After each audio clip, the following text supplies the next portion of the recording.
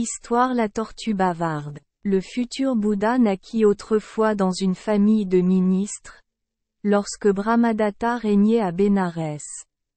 Et lorsqu'il grandit, il devint le conseiller du roi dans les domaines temporels et spirituels. Or ce roi était très bavard. Pendant qu'il parlait, les autres n'avaient pas l'occasion de dire un mot.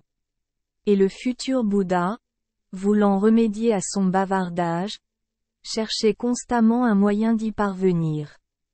À cette époque vivait, dans un étang des montagnes de l'Himalaya, une tortue. Deux jeunes hamsas, ou canards sauvages, venus s'y nourrir, se lièrent d'amitié avec lui. Et un jour, alors qu'ils étaient devenus très intimes avec lui, ils dirent à la tortue, « Ami tortue, l'endroit où nous vivons, à la grotte dorée du mont Bo, dans le pays de l'Himalaya, est un endroit délicieux. Veux-tu y venir, avec nous? Mais comment puis-je y arriver? Nous pouvons vous emmener, à condition que vous gardiez votre silence et que vous ne disiez rien à personne. Oh! Ça je peux le faire. Emmène-moi avec toi. C'est vrai, dirent-ils.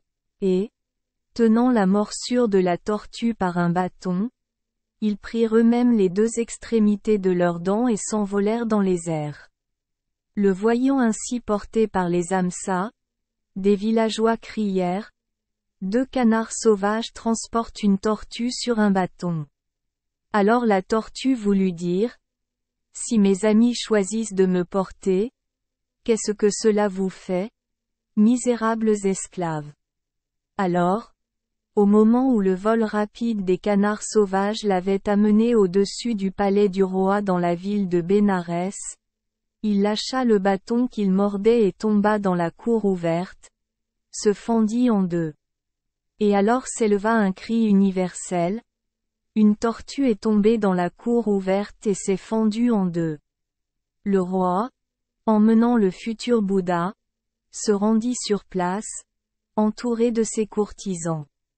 Et regardant la tortue, il demanda au bodhisattva, « Maître, comment se fait-il qu'il soit tombé ici ?» Le futur Bouddha pensa en lui-même, « Attendant longtemps, voulant réprimander le roi, j'ai cherché un moyen d'y parvenir. Cette tortue a dû se lier d'amitié avec les canards sauvages. Et ils ont dû lui faire mordre le bâton, et s'est envolé dans les airs pour l'emmener dans les collines.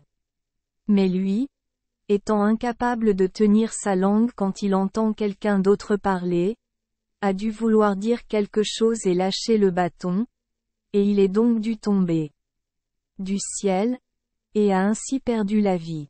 Et disant, en vérité, ô roi, ceux qu'on appelle bavards, gens dont les paroles n'ont pas de fin, arrivent au chagrin comme ceci, il prononça ces vers.